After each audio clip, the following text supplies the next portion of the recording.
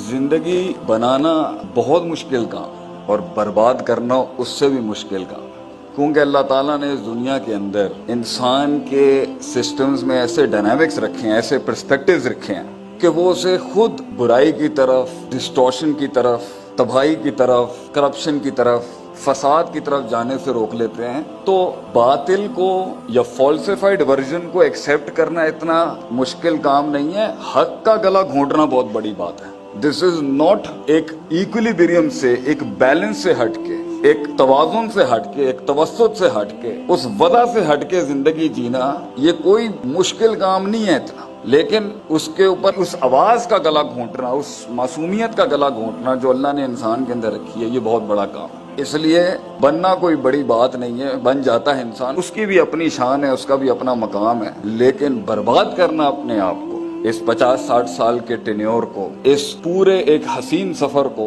इसको बर्बाद करना बहुत मुश्किल काम है। और बड़ा दुख होता है सिर्फ इस आउटलुक के साथ के एक इंसान ने अपनी जिंदगी बर्बाद कर दी। बर्बाद इन अ सेंस ये नहीं कि उसने गलत रास्ते अपने, ये भी बर्बादी है कि वो कुछ बना नहीं सका जिंदगी।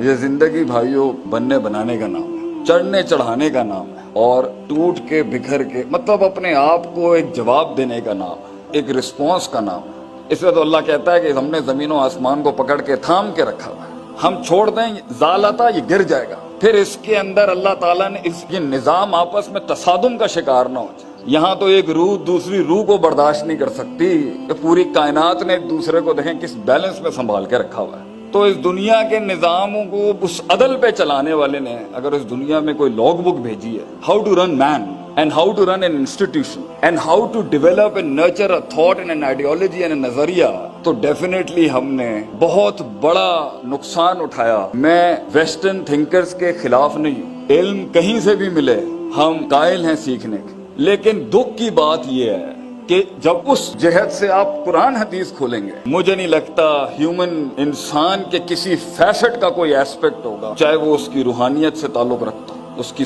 इमोशनल कोशेंट से ताल्लुक रखता हो, उसके इंटेलेक्चुअल कोशेंट से ताल्लुक रखता हो, उसकी जो है वो परसेप्शनल एलिमेंट से ताल्लुक रखता हो, उसका फिजियोलॉजिकल जिस्मानी एलिमेंट से ताल्लुक रखता हो, उसका इंफरादी एलिमेंट से ताल्लुक रखता हो, या उसका इज्तिमाई कलेक्टिव एलिमेंट से ताल्लुक रखता हो। कोई ऐसा पर्सपेक्टिव नहीं है जिसकी ना कुलियात और जुजियात पे अल्लाह ने कहीं कॉम्प्रोमाइज कर दिया। तो जब हमने इसको इस जहद से देखना शुरू किया तो हमने देखा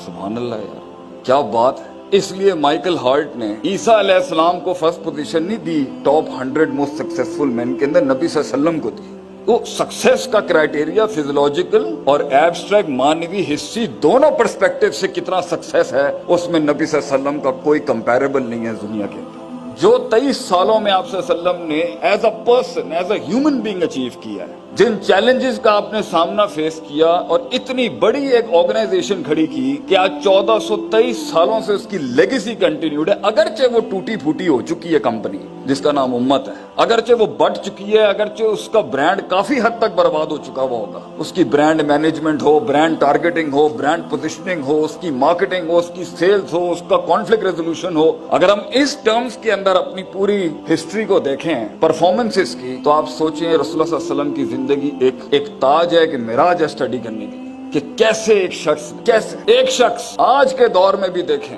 अगर इस मुहावरे के तहत देखें कि हम रिजालुन व नहनु रिजाल, इंसान वो भी थे उस दौर के, उनसे पहले भी थे और आज भी इंसान है, डायनामिक्स इंसान की नहीं बदली, कैसे कर गया। इधर एक इंसान अपनी आवाज नहीं बेच सकता अगले को, कैसे आपने क्या क्या थिंकर्स क्रिएट किए आप सल्लम, कैसे रिफॉर्मर्स क्रिएट किया, कैसी first line of defence academics की खड़ी किया, उलमा तैयार किया, इन्नल उलमा वरसतुल अंबिया के तहत। एक एरिथमेटिक ग्राउंड पर नबी सल्लल्लाहु अलैहि वसल्लम की जिंदगी को आपको एनालाइज करना पड़ा होगा कि क्या ये सिर्फ मौजूदाती लिहाज से सक्सेसफुल थे, was it a super natural struggle, या नबी सल्लल्लाहु अलैहि वसल्लम ने ग्राउंड्स पे कुछ काम किए थे या नहीं, क्या माँ तहतल फितरत एक्सर्शंस थी या नहीं, या सारा माँ फौकल फितरत इसी एटीट्यूड से जिंदगी गुजारनी है कि हमारे हालात, वो तगय्युर जिसका हम मुंतजिर हैं, क्या वो रोने से आएगा, क्या वो उन दुखों में डूबने से आएगा, کیا وہ زمین پہ بکھرے اس مالا کی موتیوں کی طرح بکھرنے سے آئے گا؟ کیا وہ سسکنے سے آئے گا، تڑپنے سے آئے گا، یا اکیلے یاروں میں بیٹھ کے کمپلین باکس کر کے گلے کرنے سے آئے گا؟ وہ کیسے آئے گا؟ کیسے ایک شخص پہاڑ بنتا ہے، کیسے ایک کلی پھول بنتی ہے، کیسے ایک قطرہ ایک سمندر بن جاتا ہے، ایک عام سا شخص لوگوں میں گھومنے والا ایک آواز بن جاتا ہے، ایک احساس بن جاتا ہے۔